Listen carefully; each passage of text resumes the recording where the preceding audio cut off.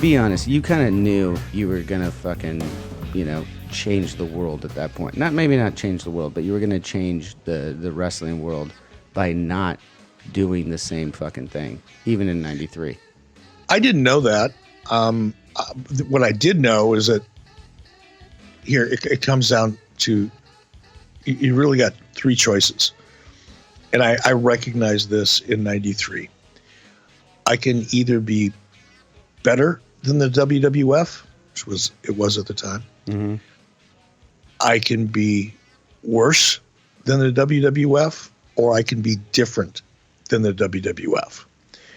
I wasn't naive enough to think that I was going to come up with lightning in the bottle and find a way to be better than the WWF. They were already very good at what they did. Yeah. They were very good at targeting kids 6 to 11. They were very good in licensing and merchandising. They had really developed some strong characters that were geared towards that younger audience. And I knew there was no way I was going to be better at that than them. And I knew I didn't want to be worse than WWF. So by default, I had to be different. And being different than the WWF was my mantra. First thing in the morning when I would walk into the office, it was, okay, how can we be different than them? Not how can we be better, how can we be different? And I put all of my eggs in one basket, believing that if I could be different and entertain the audience at the same time, people would prefer us.